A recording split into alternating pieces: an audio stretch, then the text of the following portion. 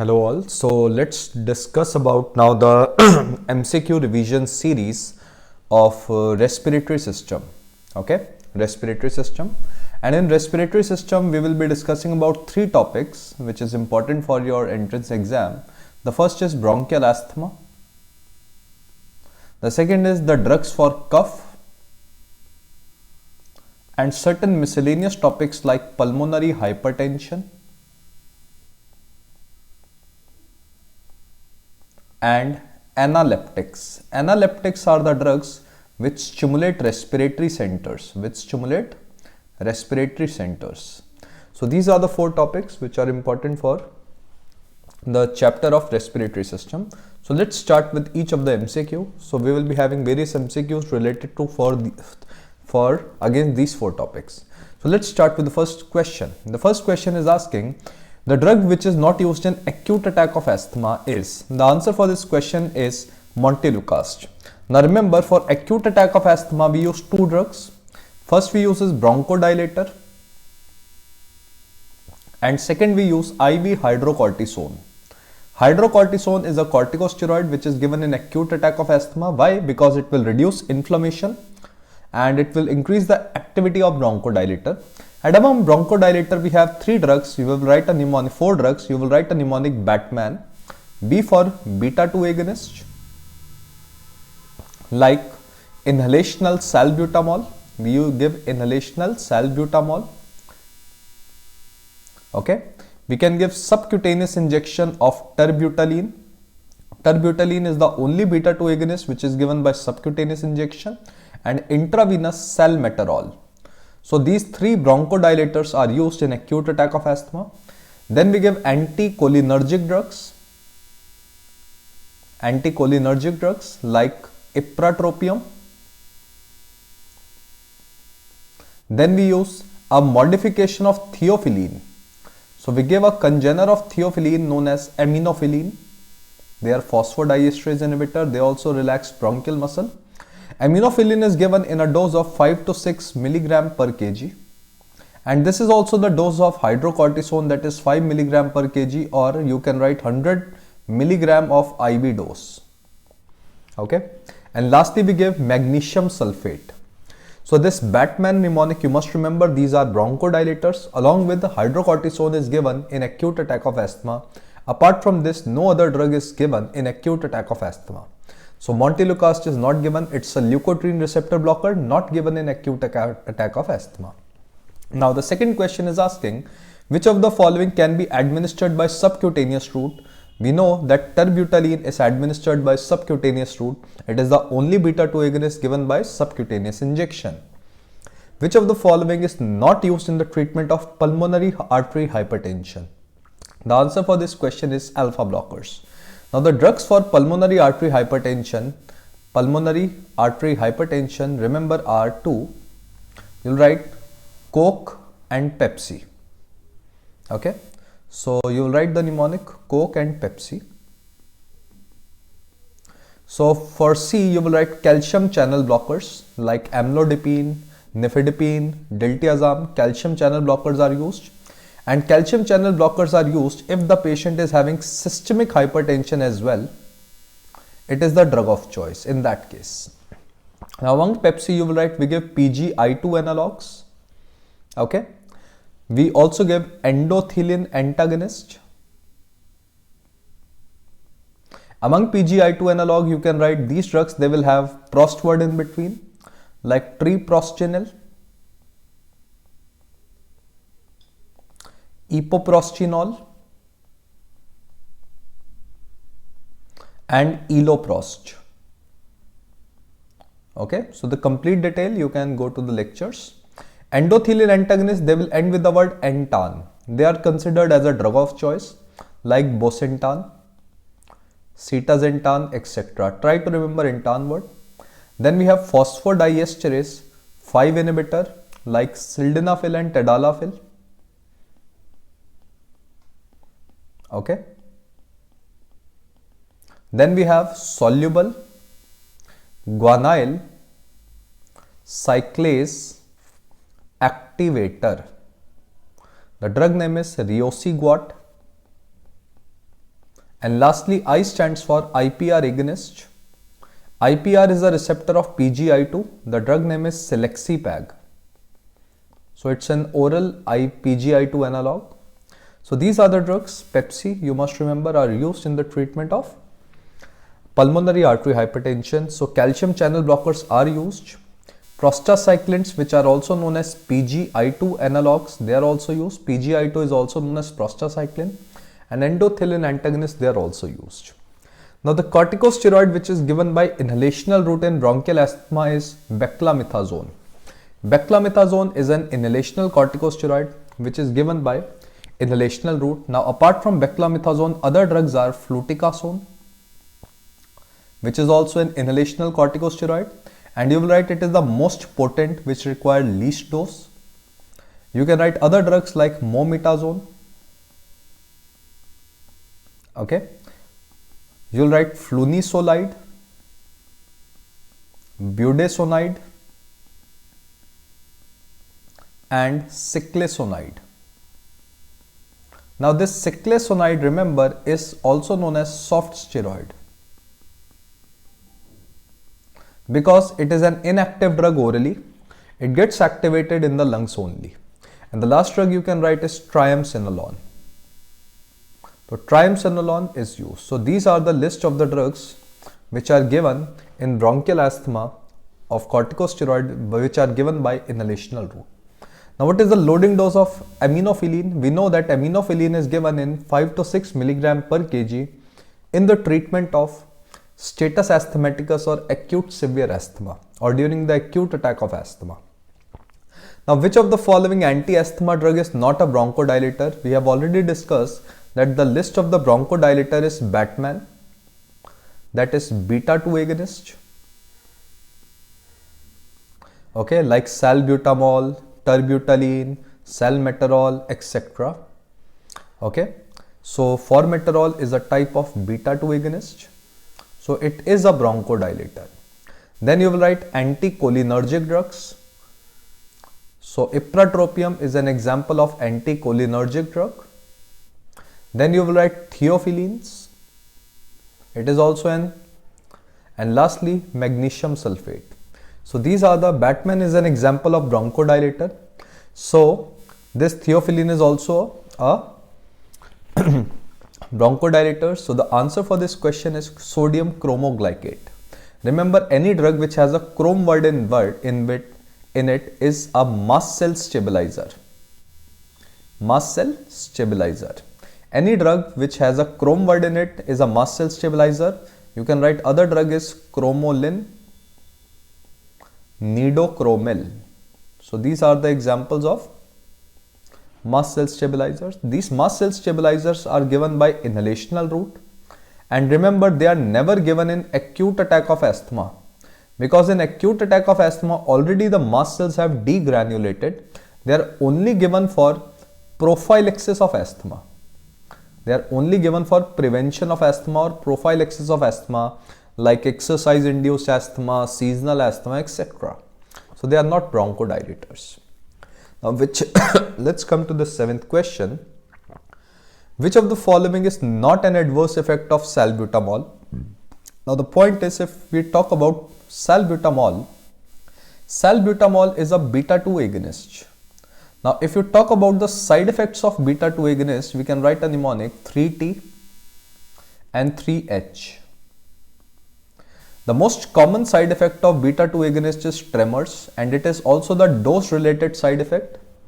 Because of beta 2 receptor present on skeletal muscles, it can cause tachycardia or palpitations. It can lead to tachyphylaxis. Tachyphylaxis is also known as rapid tolerance or rapid loss of effect. So beta 2 agonists, they show rapid loss of effect or tolerance, also known as tachyphylaxis. And how we can improve the sensitivity or reduce the tolerance of beta 2 agonist? Remember, we can give corticosteroid to reduce this tolerance. Corticosteroid reduce the tolerance to beta 2 agonist and restore the effectiveness. They also cause hypokalemia because the potassium which is present inside the blood, it will enter into the skeletal muscles due to beta 2 action. Hence it will lead to hypokalemia. It leads to hyperglycemia. Why? Because beta 2 receptors are present on liver, and if you stimulate beta 2 receptor, it will lead to glycogen breakdown. And if glycogen breakdown will occur, remember the blood glucose level will increase, hence it will lead to hyperglycemia, and they may cause transient hypoxia due to ventilation perfusion mismatch. They may cause hypoxia due to ventilation perfusion mismatch because of dilatation of bronchial in the upper airways, where the blood supply or perfusion is already very less. So these are the examples. So we know it causes tachycardia. It can cause tachyphylaxis intolerance, which is reduced by corticosteroid. It causes hypokalemia. So which effect is not caused? It is hypoglycemia. Hypoglycemia is not an adverse effect of beta 2 agonist. It is rather hyperglycemia due to glycogen breakdown. Okay, due to glycogen breakdown. Now, which of the following receptors theophylline has antagonistic activity? The answer for this question is adenosine receptor. Now, what are the effects of theophylline? Why theophylline is used in asthma? Because theophylline is both bronchodilator, plus it also reduces inflammation. It has anti-inflammatory property. So now what are the function, what is the mechanism of action of theophylline in asthma? How does it cause bronchodilation and anti-inflammatory action? We will write one mnemonic that the main mechanism of action of theophylline is it is a phosphodiesterase inhibitor, especially phosphodiesterase 4 inhibitor. Okay, this is the main mechanism of action of bronchodilator action of theophylline, phosphodiesterase inhibition. Second, it is also adenosine antagonist. Third, you will write it also inhibit nuclear factor kappa B. It inhibit, hence it reduces the production of inflammatory markers like interleukins. Fourth, it reduces calcium entry. It inhibit the calcium entry into the muscles. Okay, remember it causes histone deacetylation, and lastly it reduces the level of interleukin 5 and increases the level of interleukin 10. Okay, interleukin 5 is pro-inflammatory, which causes asthma. Interleukin 10 is anti-inflammatory, which reduces asthma. So how we can remember? We will write a mnemonic for this, that is punchy. Okay, punchy. So try to remember. This is the mnemonic of adenosine theophylline action. So it acts on adenosine receptor and it blocks adenosine receptor. It is adenosine receptor antagonist. Okay. Now the next question is, all of the following are the adverse effect seen with the use of salbutamol except it causes tremors, we have already discussed. It causes tachycardia or palpitation, true. It causes hypokalemia, true. It causes hypotension, it is absolutely false.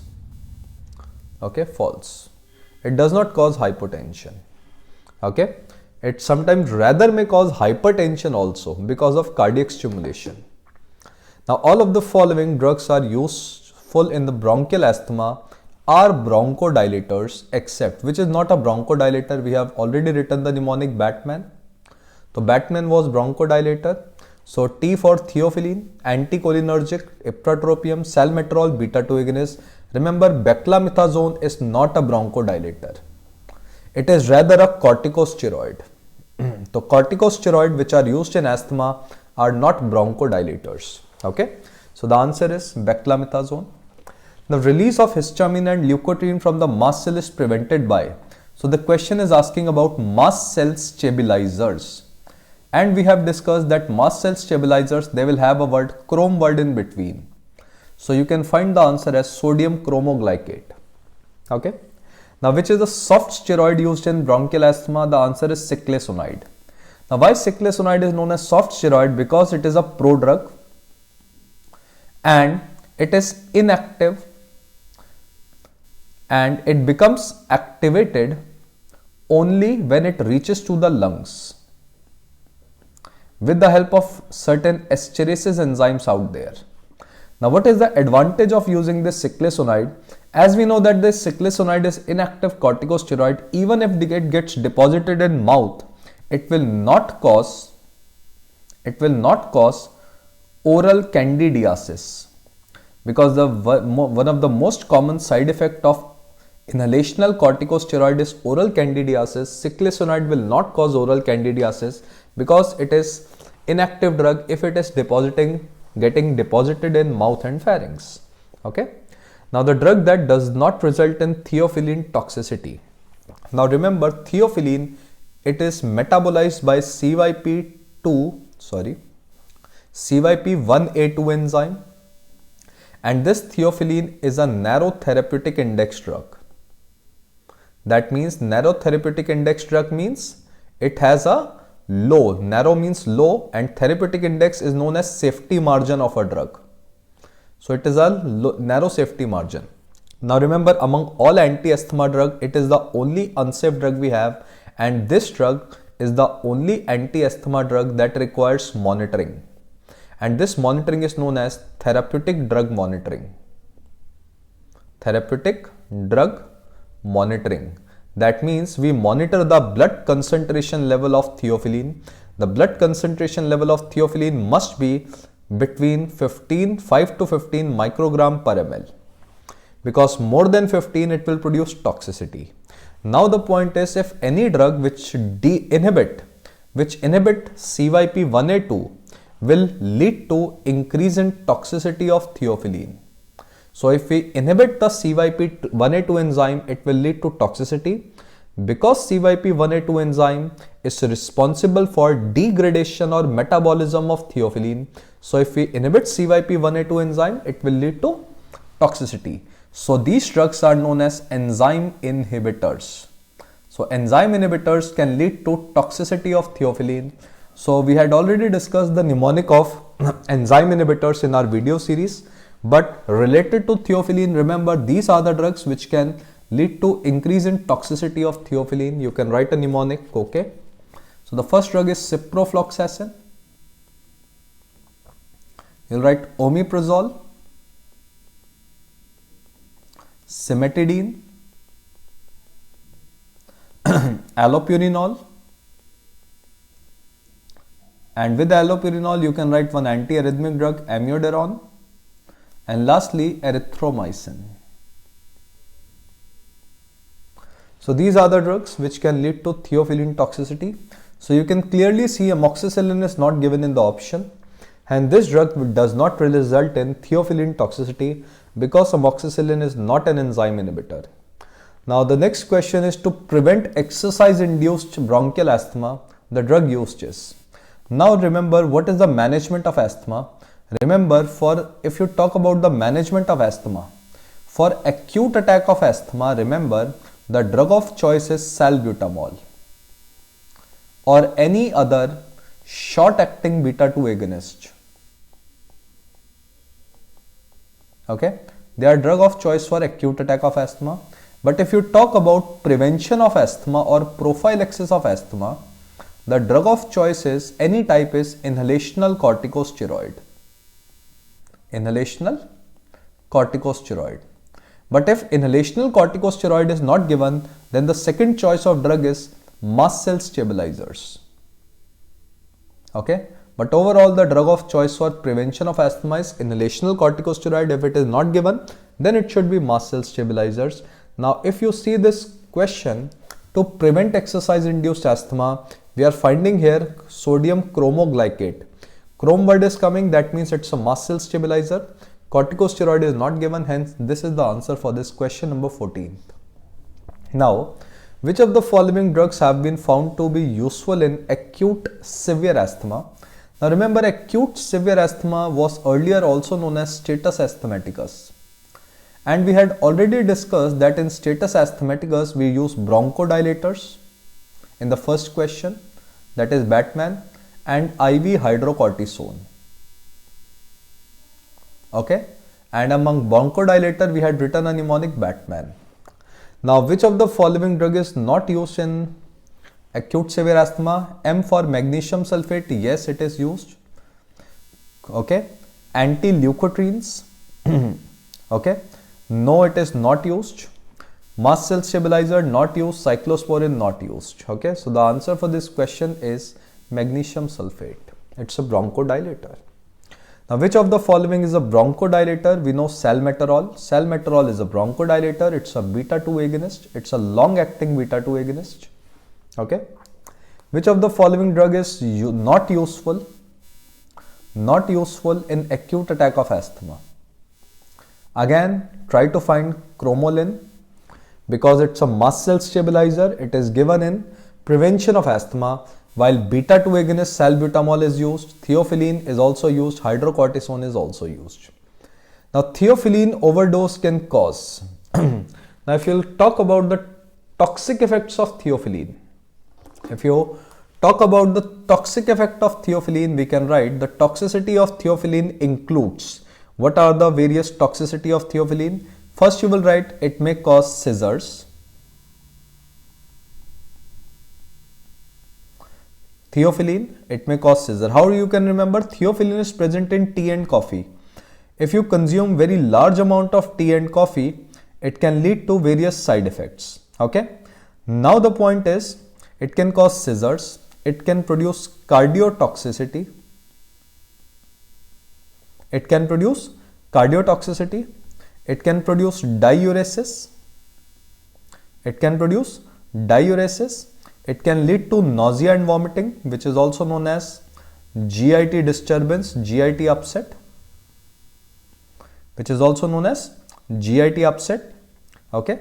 So these are the various side effects of theophylline like drug. Now remember, seizures, diuresis and cardiotoxicity, it occurs due to phosphodiesterase inhibition. Nausea, vomiting and GIT upset, it may occur due to, it occurs due to adenosine antagonist. While nausea, vomiting and GIT upset, it occurs due to phosphodiesterase inhibition, which was their main mechanism of action. Okay. Now, keeping this thing in mind, let's talk about the answer is seizures out here. Okay, seizures. So, tea and coffee, remember, it will not cause drowsiness, it will rather cause alertness. They are not bronchospasm, they are rather used as a bronchodilator. Now, when we drink a large amount of tea and coffee, it will rather cause tachycardia, not bradycardia. Just so think about high amount of tea and coffee will produce theophylline toxicity. Now, disodium chromoglycate. Chromoglycate is a mast cell stabilizer, and remember, all mast cell stabilizers are given by inhalational route. Okay. Now, all of the following statements about theophylline are correct except an increase in dose is required in cardiopulmonary diseases. So, which of the following statement we have to find is false? Okay. So, let's talk about question 20. So, increase in dose is required in cardiopulmonary disease. The answer is absolutely false. It will rather require lesser dose. Okay. Because in cardiopulmonary disease, the metabolic activity of the body reduces. The drugs get easily accumulated out in the body. It increases cyclic AMP. The answer is absolutely true. Why it increases cyclic AMP? Because it inhibits phosphodiesterase enzyme. The function of phosphodiesterase enzyme is to degrade cyclic AMP. Increase in dose required in smoker. The answer is absolutely true because smoking is an enzyme inducer. It's an enzyme inducer. It will increase the degradation of theophylline. Hence, smokers, they require higher dose. And it inhibits phosphodiesterase enzyme. The answer is absolutely true. So the incorrect statement is A. That increases dose required in cardiopulmonary disease. No, it is rather lesser doses required. Now let's talk about zafirlukast. Remember, any drug which ends with the word leucast is a leukotriene receptor blocker. So other drugs are, you'll write montelukast, zafirlukast and pranlukast. So they block leukotriene 1 receptor. Now these drugs are given orally, and these drugs are only given for prophylaxis of asthma. They are not useful in acute attack. And what is their main side effect? Their main side effect is Churg-Strauss syndrome. Okay, and remember, they are not given in acute attack because they are not bronchodilators. Okay, now why they are given in prophylaxis of asthma? The reason is they increase the effectiveness of beta 2 agonist when they are added to them, and they increase the effectiveness of corticosteroid. They help corticosteroid in their action. So they are just add-on drug in prophylaxis of asthma into long-acting beta 2 agonist and corticosteroid. They are not given in acute attack of asthma. So let's talk about the true statement now. Okay, true statement. So Zafirlukast, it is a lipooxygenase inhibitor. The answer is absolutely false. The drug which is a lipooxygenase inhibitor is rather a drug known as Xileuton. Xileuton is a lipooxygenase inhibitor, not Zafirlukast. It decreases the frequency of asthma attack as compared to glucocorticoid. The answer is absolutely false. Remember, the most effective drug in prevention of asthma is always glucocorticoid because they are the best drug we have. It blocks leukotriene receptor. The answer is absolutely true. It is effective in acute attack of asthma. The answer is false. And it can be given orally. The answer is absolutely true. So the answer is C and E. So the answer is C and E. Okay. So remember this path. Now inflammation in the airway can be reduced by, so we have to find an anti-inflammatory. We know that the glucocorticoids are the best anti-inflammatory drug, and we have already written fluticasone and budesonide as glucocorticoid, which are given inhalationally in asthma patient. Okay, so the answer is B and D. Now which of the following is a bronchodilator? Bronchodilator, try to remember the mnemonic Batman. Beta 2 agonist like salmeterol is a bronchodilator. Which of the following increase in level, drug which increase the level of theophylline? We know the drug enzyme inhibitor increase the level of theophylline, and we had already written the mnemonic coca. Ciprofloxacin, omeprazole, cimetidine, allopurinol, erythromycin, etc. So the answer for this question is cimetidine, allopurinol and ciprofloxacin. They will increase the level of theophylline. Why? Because they are enzyme inhibitor. But what about barbiturate? Barbiturate reduces the level. Phenytoin will reduce the level of theophylline. Why? Because these drugs are enzyme inducers. They increase the degradation of CYP enzyme by CYP enzyme of theophylline. So the toxicity or the level will be increased by B, C and D. The answer is B, C and D. Now disodium chromoglycate, again it's a mast cell stabilizer, and mast cell stabilizers are given by inhalational route. Now what is omalizumab? Omalizumab is a monoclonal antibody that blocks IgE receptor. It blocks IgE because IgE is present on the surface of mast cell, and when antigen comes and bind to this IgE, this mast cell becomes degranulated, and they lead to inflammation. So what omalizumab will do? This omalizumab will block this IgE antibody. So it will block it, and it will prevent the interaction of antigen and IgE monoclonal antibody. Now remember, any drug which ends with the word mab is a monoclonal antibody, and all monoclonal antibody, remember, they are given by injections. Why? Because they are water soluble. They cannot be given orally. They cannot be given inhalationally. So they are given by injection, and almost all the monoclonal antibodies, most of the monoclonal antibodies are given by subcutaneous injection. So the answer is it is given by subcutaneous injection, and omalizumab injection is given every 2 to 4 weeks interval. And where it is used? It is given in corticosteroid resistant asthma. When the corticosteroids are unable to act, we use them. It has also been approved for the treatment of Churg-Strauss syndrome, and it has also been approved for chronic urticaria. So these are the three uses of omalizumab: corticosteroid resistant asthma, Churg-Strauss, and chronic urticaria. Okay, omalizumab.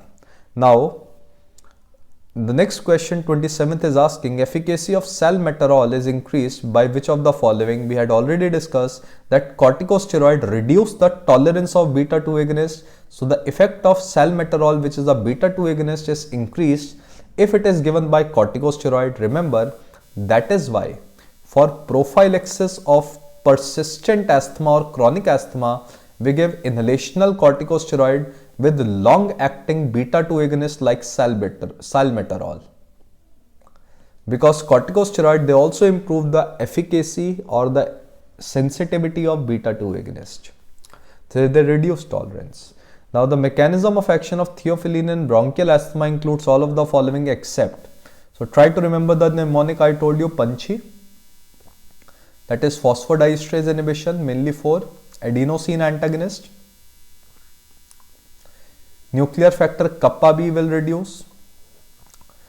It will inhibit calcium influx, entry into muscle, histone deacetylation, and interleukin 5 will decrease and interleukin 10 will increase.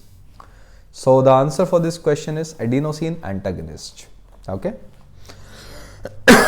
It also causes histone deacetylation. It also causes phosphodiesterase inhibition. So these are the examples except. So the except is beta 2 agonist. It has no action on beta 2 receptor. So this is the only exception in theophylline mechanism of action. Now what is dextromethorphan? Remember, dextromethorphan is used in cough. And in cough, it is an antitussive drug. Now antitussive drug means the drugs which will go and depress or inhibit cough centers in our brain. So it will go to the brain and it will directly inhibit the cough centers, hence the person will stop coughing. So the answer is antitussive. Okay. Now this dextromethorphan, what is the mechanism of action? Remember, this dextromethorphan is NMDA antagonist. It blocks NMDA receptors in our brain. And remember, it has one great advantage. We have one more classes of antitussive drug, that is opioids, like morphine, codeine, etc. The problem with morphine, codeine, they are also antitussive, is that these morphine are highly addictive substance. They are highly sedative substance and they cause constipation. So opioids are also antitussives. The advantage of dextromethorphan is it is not having any of this side effect. That means dextromethorphan does not lead to, it does not cause addiction, it does not cause sedation, it does not cause constipation. So it is rather a different drug, not an opioid. So the answer is antitussive. Now which of the following drug has no role in acute attack of asthma? We had already discussed mast cell stabilizers. Okay. Mast cell stabilizers. Okay. Okay. Now the next question is which of the following is not true about noscapine? Now noscapine is also an antitussive drug.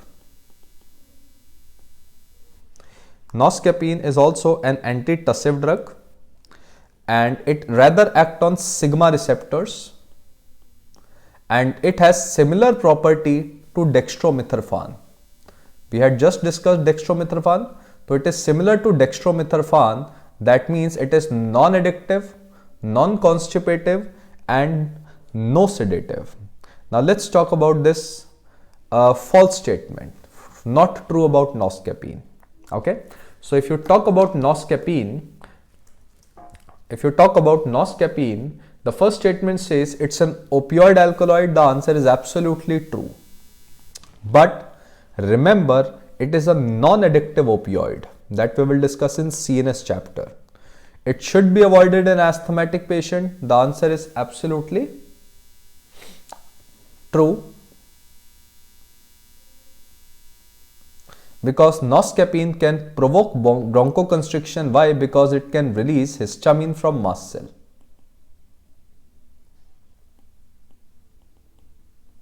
Okay. Now it has narcotics, analgesic and dependence property. The answer is absolutely false. It is obtained from same plant from where we obtain morphine, but remember noscapine is a non-addictive opioid.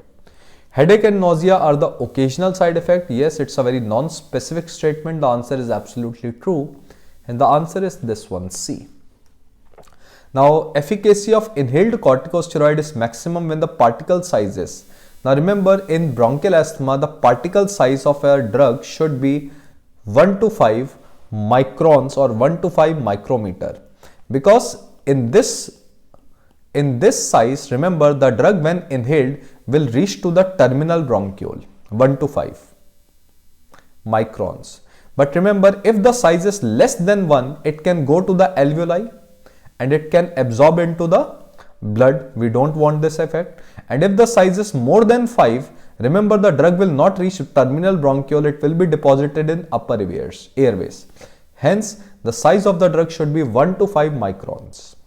Now, therapeutic blood range of theophylline in microgram per milliliter that we had already discussed was 5 to 15 microgram per milliliter. So, that was the therapeutic range we had already discussed. Which of the following is not a mucolytic? Now, mucolytic drugs, remember, they are used in cough. Which type of cough? They are given in productive cough. Productive cough means in which there is lot of sputum. Okay, we had just discussed antitussive drug. Antitussive drugs, they are given in dry cough. Okay, antitussives, they are given in dry cough. Now, what are the examples of mucolytic? Bromhexine, N-acetylcysteine and ambroxol, they are mucolytic. Ethyl morphine is not a mucolytic. No, it is rather an antitussive. Antitussive means it will directly go to the brain and suppress the cough centers. Okay, so it is rather an antitussive. Which of the following statements about dextromethorphan is false or not true? It is centrally acting antitussive. We have already discussed. Yes, it acts on NMDA receptor. True. It causes constipation. No. Opioids causes constipation. It does not depress mucociliary function. True. Mucociliary function is depressed by mucolytic drugs. Okay. So remember. Okay. So answer is it does not cause constipation. Opioids, they cause constipation. Which of the following is not a centrally acting antitussive? Now the answer is dextromethorphan. True, it is a centrally acting. Noscapine is also a centrally acting antitussive drug. Okay, it is also a centrally acting antitussive drug. Now the third option is saying that S-acetylcysteine. Now this is false because N-acetylcysteine is rather a mucolytic drug. It is not an antitussive drug, it is rather a mucolytic drug. Okay, so this is the false. This is a new drug, remember, true. Okay. Now leukotriene receptor antagonist for bronchial asthma. Remember, leukotriene receptor antagonist, they will end with the word leucast. So the answer for this question is zafirleucast. Which enzyme is inhibited by aminophylline? Remember, aminophylline is a modification of theophylline. And we know that theophylline, their main mechanism of action in bronchial asthma is they are phosphodiesterase inhibitors. Now, which of the following statement about theophylline is not true or false? It antagonize adenosine receptor. It's absolutely true. We had discussed. It inhibit phosphodiesterase enzyme. Yes. It acts by decreasing cyclic AMP. It is false. Remember, inhibition of phosphodiesterase enzyme, it rather increases cyclic AMP, not reduces. Dose adjustment is required in smoker. True. Remember, they require higher dose in smokers. So the incorrect statement is C. It rather increases cyclic AMP. The longest acting beta 2 agonist among them is salmeterol. But remember, overall longest acting, even more than salmeterol, is indapterol. It is ultra long acting drug. It is given once a day OD. Formoterol is given BD, twice a day. Okay. So indapterol is even longer acting than salmeterol. So remember, metro word is coming, like metro, it will keep on running. Hence it is a long acting beta 2 agonist. Now, complications of aerosol steroid. So, when a person inhales a corticosteroid orally, if this corticosteroid will get deposited in mouth, can we say the immunity of a person will reduce? And if the immunity of the person will reduce, it can lead to local growth of candida fungus. It can lead to oral candidiasis. Okay. So, complication of aerosol steroid is it can lead to oral candidiasis. It is also known as oral thrush. Okay. Now, mechanism of action of montelukast. Leucast word is coming, hence it is a leukotriene receptor antagonist. Now, all of the following statement about ketotifen is. Now, remember ketotifen is a dual mast cell stabilizer as well as it is a antihistaminic drug. That means it blocks histamine H1 receptor. Okay. Now, because of this reason, it can be given in various allergic condition. Okay. So, let's talk about the false statement. All are true except it's a mast cell stabilizer. It's absolutely true. It has antihistaminic action. True. It is given in allergic disease. Atopic dermatitis is an allergic disease. True. So, there is no false statement in this question. Now, Churg-Strauss syndrome, remember Churg-Strauss syndrome I told you is a specific side effect of leukotriene receptor blocker. And leukotriene receptor blocker, they end with the word leucast and the answer is montelukast. We had already discussed. Terbutaline is a beta-2 agonist and it is the only beta-2 agonist which can be given by subcutaneous injection. So, the only beta-2 agonist given by subcutaneous injection is terbutaline. The most prominent and dose-related side effect of beta-2 agonist was, we had already discussed, that is muscle tremors. The muscle tremors is the most common and dose-related side effect of salbutamol or beta-2 agonist because of beta-2 receptor present on skeletal muscle. So, they will directly stimulate and muscle tremors will occur. Which of the following is given by intranasal application? Now, we know that sodium chromoglycate is a mast cell stabilizer. And mast cell stabilizers are given by inhalational route. Okay. So, the answer is sodium chromoglycate. Okay. Now, which of the following cannot be administered by inhalational route? So, which corticosteroid is not given by inhalational route? Remember, the corticosteroid which are not given by inhalational route are betamethasone, dexamethasone, prednisolone and hydrocortisone. So, this is the complete list of the drugs which are not given by inhalational route. Rest A, C and D are given by inhalational route. Okay. Now, which of the following is least likely to get altered the plasma level of theophylline? So, the best answer is azithromycin because azithromycin is neither an enzyme inducer nor an enzyme inhibitor. So, for the list of enzyme inducers and inhibitor, please go towards just go to the lectures of general pharmacokinetics. So, erythromycin is an enzyme inhibitor. It will alter. Ciprofloxacin and chloramphenicol are also enzyme inhibitors. So, this is all about the respiratory chapter. So, thank you very much. So, keep learning. Okay.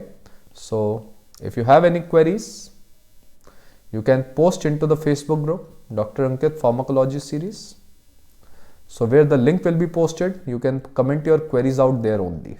So, we will try to respond. Thank you very much.